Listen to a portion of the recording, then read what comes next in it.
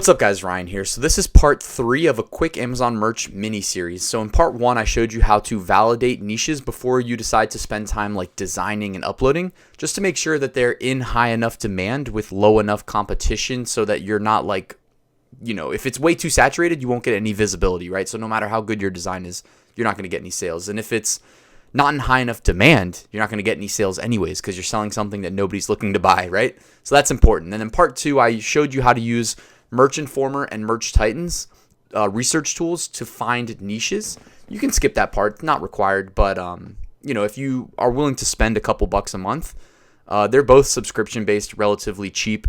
It can definitely help you save some time finding these qualified niches. So I already performed a search. We're going to roll with the Merch Titans Vault research tool. And this was the end of videos 1 and 2, by the way. If you missed them, check them out. Just hit the little info button above my head.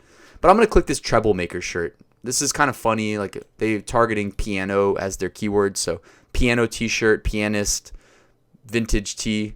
Actually, you know what's interesting? It doesn't say Treble Maker. So I wonder if that's potentially trademarked. Because why wouldn't it say Treble Maker in the Amazon SEO, the keywords, if it's going to say it on the shirt? So the first step for me is always to open up tmsearch.uspto.gov. And then hit basic word search, and I'm going to type in Treble Maker. All right, so it says no results. Did I spell it right? Treble Maker. Yeah. All right, so that's interesting that it doesn't say it here, but it says it in the shirt. Either way, it's selling relatively well, and the next thing to do would be just to go back to like the first video and make sure that if we target these keywords, did I spell it right? Treble Maker. I did. All right. I'm still like, it's weird. I thought it would be trademarked.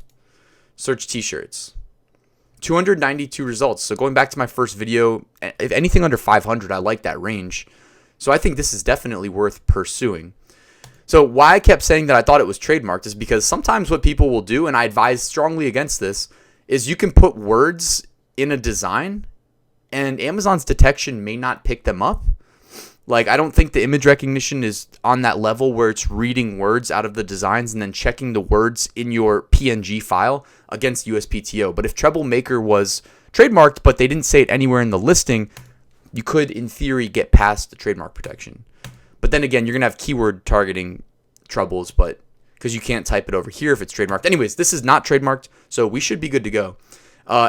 So remember, next step is always check USPTO, and then I always recommend using my search merch tool, both to evaluate your competition, but also if there was like 5 results, that would raise a red flag that maybe Amazon's not letting submissions through. And if you're thinking, oh, but there's 5, it should be fine. No, Treble Maker, like that's too clever to only have 5 results in theory. So, but there's 292, we're safe. If it was 5, I'd say, okay, something's up.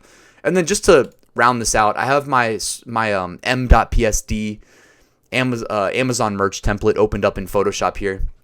This is just a little shortcut I use by using the same Photoshop file to start all my designs because it has a white background, black background, and something for distressing designs that I'll show you in a second. But Treble Maker, just standard impact font. I like to actually space it by 20 pixels or so, because the impact font is so that the letters are right on top of each other. So I like that. Treble Maker. Maybe I'll reduce this top row a little bit to like 7. That way it lines up with the bottom row. A little bit more. So this isn't like me doing my best designs ever. This is just me showing you how quickly and easily you can target these niches. There really doesn't have to be that much to it. Just so you know, like this works, what I'm about to show you. So I'm going to merge this layer so that it's a flat image now. And then I'm going to go to channels. And in my m.psd file, which I make available for free, I'll put a link in the description. You can just use this distressed grunge file that I include. And I'll show you basically really quickly. And I have other videos on this, so I don't want to go too in depth about how to do it. My goal is to make this a quick video, but I'm going to distress this text to give it just a little bit more of a chance to sell so that it stands out a little bit. in my opinion, customers seem to like the distress text more than the like flat, I just went to Photoshop and typed some text. I think that this sells a little bit better.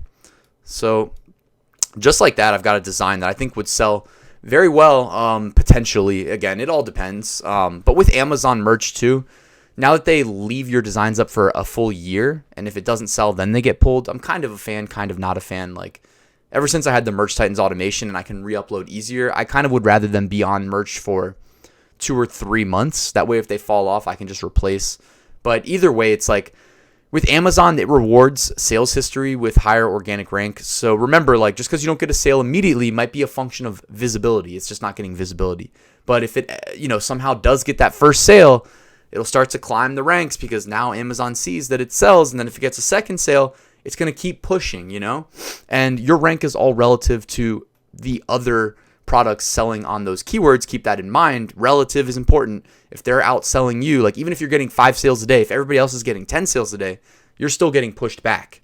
So, but if everybody else is getting 1 sale a day and you're getting 2, etc., you can keep climbing. And we don't know what people like. I know people like bigger designs typically. When it comes to just text designs, I don't know how big you really want to make the text, but making it big like this helps occupy more of the design space and looks better in search results when you're competing for the click. Because really, in my opinion, the hardest part of getting a sale is just getting clicked from the search results because they put 48 results on one page.